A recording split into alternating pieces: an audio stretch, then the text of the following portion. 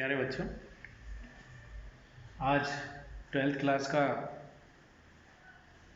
Part 7 का topic है वाष्पोत्सर्जन। तो वाष्पोत्सर्जन लेते हैं। आज आपने पिछले अध्याय में रसारोहण की क्रिया पढ़ी और आपको मैंने रसारोहण समझाया। वाष्पोत्सर्जन होता क्या है, इसकी परिभाषा।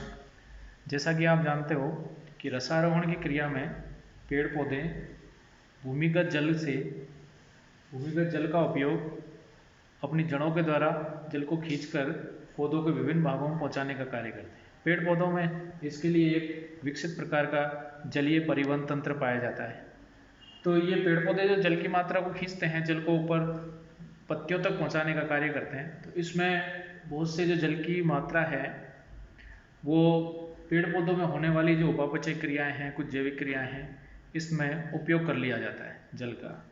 बाकी जो जल की मात्रा जो बचती है, तो अतिरिक्त जल की मात्रा को पेड़ पौधे हैं वो वाष्प के रूप में पत्तियों के द्वारा बाहर निकाल देते हैं। इसी क्रिया को वाष्पोत्सर्जन कहते हैं। वाष्पोत्सर्जन मतलब वाष्प प्लस उत्सर्जन। तो यहाँ पर आप जानते हैं कि वाष्प यानी भाप, तो पानी को वाष्प के रूप में, और उत्सर्जन का मतलब होता है कि उसको निकालना, त्यागना। तो वाष्प के रूप में जल को त्यागने की क्रिया वाष्पोत्सर्जन कहलाती है। और वाष्पोत्सर्जन है कितने प्रकार का होता है, कौन कौन से पार्ट्स हैं जो पेड़ पौधों में वाष्पोत्सर्जन की क्रिया करते हैं। सबसे पहला हम लेते हैं, ये है आपका रंध्रीय वाष्पोत्सर्जन।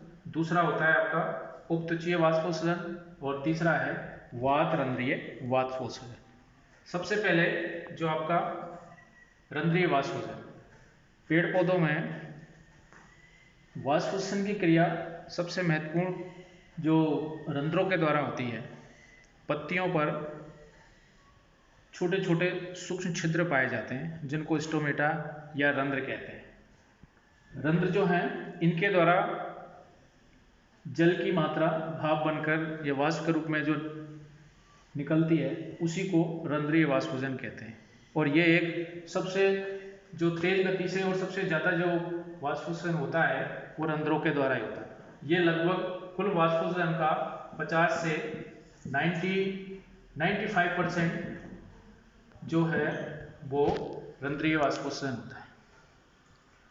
दूसरा आता है उपत्वचीय वाष्पोत्सर्जन, इसको क्यूटिकुलर ट्रांसपिरेशन कहते हैं।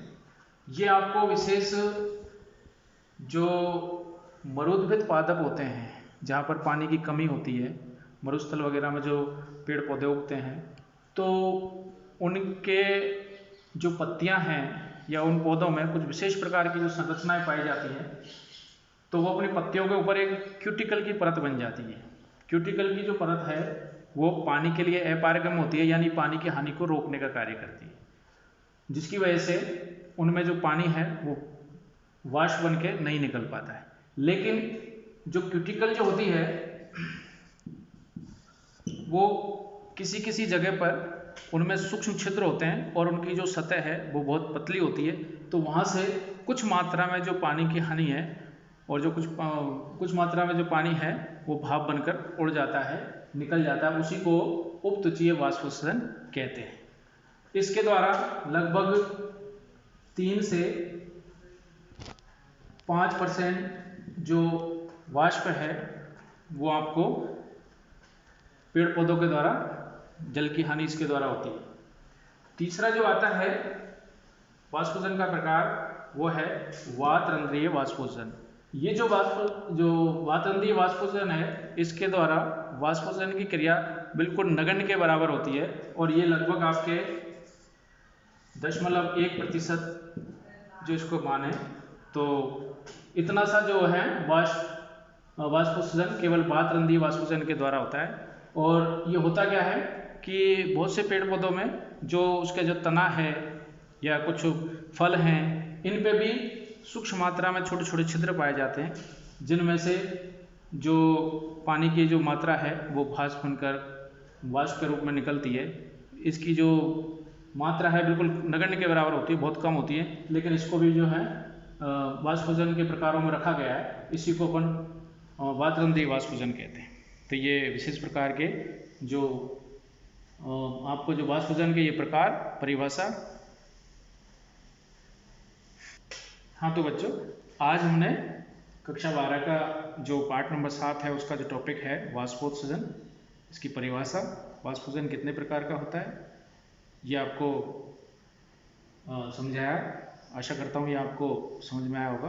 कल हम फिर इसी लेसन का नेक्स्ट टॉपिक है जिसमें आपका जो रंध्रीय वाष्पोत्सर्जन है, तो रंध्रीय वाष्पोत्सर्जन का डिटेल में पढ़ेंगे। रंध्र क्या होते हैं, रंध्र किस तरह से खुलते हैं, किस तरह से बंद होते हैं, इसका प्रोसीजर क्या है, और रंध्रीय वाष्पोत्सर्जन के द्वारा किस तरह से जो वाष्पोत्सर्जन होता है इसका डिटेल में पढ़ेंगे। आज के लिए केवल इतना ही। Thank you so much.